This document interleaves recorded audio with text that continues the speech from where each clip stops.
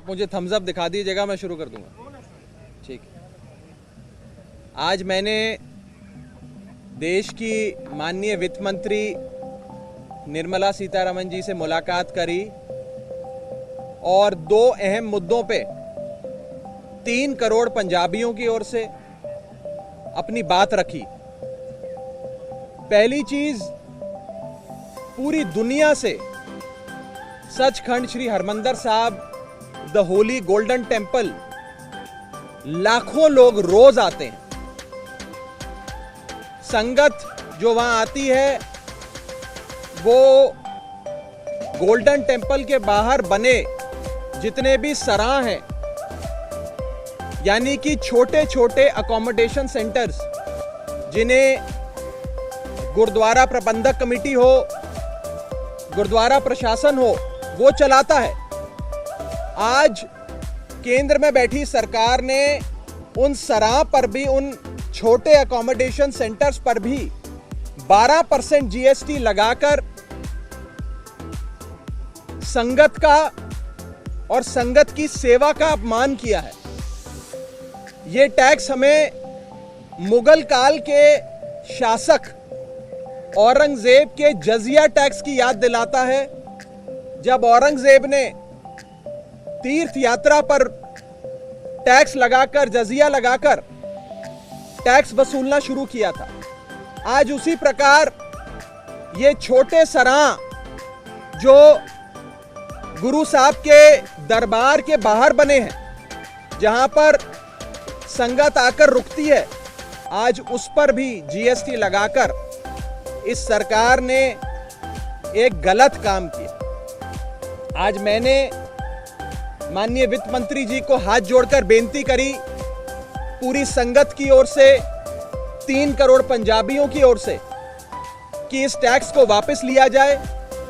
हमारी श्रद्धा पे, हमारी भक्ति पे, हमारी भावनाओं पे, हमारे सेंटिमेंट्स पर, हमारी बिलीफ्स पर इस टाइप का कोई टैक्स नहीं लगना चाहिए। मैं पेशे से चार्टर्ड अकाउंटेंट हूं। आपको मैं बता दूं कि टैक्स मुनाफे पे लगाया जाता है या मुनाफे के लिए बनी जो संस्थाएं हैं उन पे लगाया जाता है। जैसे कोई 5 सितारा होटल में जाकर रहे तो उस पे जीएसटी लगता है। जो भी मुनाफे के लिए बनी कंपनियां हैं उन पर जीएसटी लगता है, यानी कि टैक्स लगता है। लेकिन जो संस्था मुनाफे के लिए नहीं बल्कि सेवा के लिए बनी है उस पे कोई टैक्स नहीं लगता। हिंदुस्तान में आज तक नहीं लगा। लेकिन इस सरकार ने सेवा के लिए, नॉट फॉर प्रॉफिट, सेवा के लिए बनी संस्थाओं पर भी टैक्स लगाने का काम किया। मैंने सरकार को टैक्स लगाने के इस बेसिक रूल के बारे में भी बताया कि टैक्स मुनाफे पे लगाया जाता है, सेवा के लिए बने केंद्रों पर और सराहों पर नहीं लगाया जाता। इसी के साथ साथ मैंने एक और बड़ा मुद्दा पंजाब का माननीय वित्त मंत्री जी के सामने रखा और उठाया। वो था पंजाब को एक बड़ा फाइनेंशियल पैकेज देने का। पंजाब ने अपना पेट काटकर देश का पेट भरने का काम किया। पंजाब के किसानों ने, पंजाब ने 1965 में जब देश में अनाज की कमी हुई, जब देश अनाज के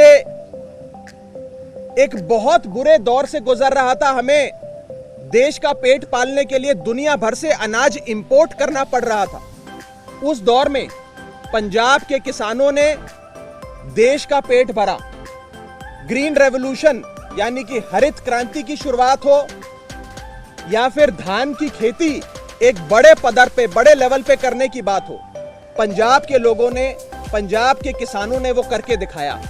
जिसके चलते पंजाब ने धान की खेती करके देश का तो पेट पाला, लेकिन पंजाब का पानी सूखता गया।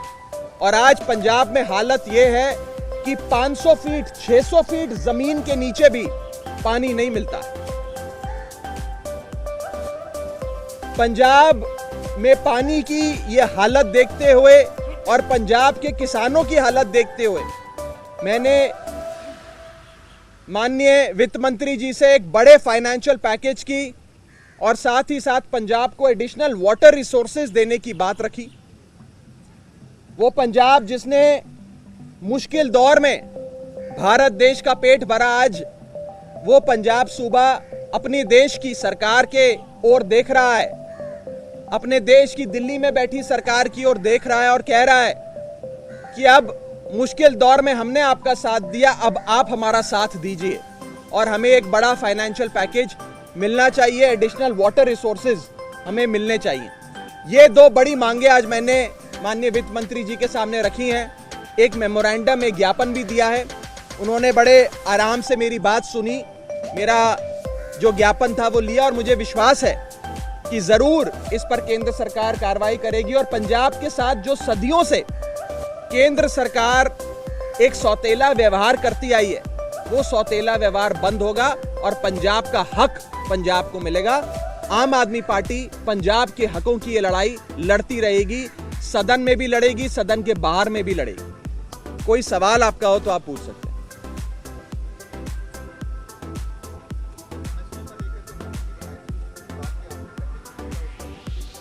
नहीं, एमएसपी की कमेटी के बारे में हम पहले ही केंद्र सरकार को ये लिख कर दे चुके हैं। सदन में भी ये मुद्दा उठाया कि किसानों के लिए बनी ये कमेटी एक धोखा है। इस कमेटी में केवल बीजेपी के सपोर्टर, समर्थक, बीजेपी के मेंबर्स हैं। ये कमेटी कभी भी देश के किसान का हित नहीं सोच सकती। इस कमेटी को भंग करके एक नई एमएसपी कमेटी का गठन हो, जो एक बैलेंस्ड कमेटी हो और उसका सिर्फ एक ही उद्देश्य होना चाहिए, एमएसपी को कानूनी गारंटी देना। आज जो कमेटी बनाई गई है उसके टर्म्स में भी ये नहीं लिखा कि वो एमएसपी को कानूनी गारंटी देने के लिए बनाई गई समिति। कोई और सवाल?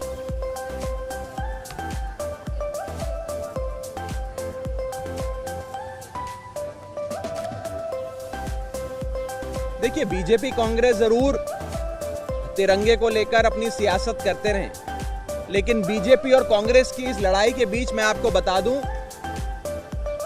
कि दिल्ली के मुख्यमंत्री अरविंद केजरीवाल जी और उनकी सरकार, दिल्ली सरकार,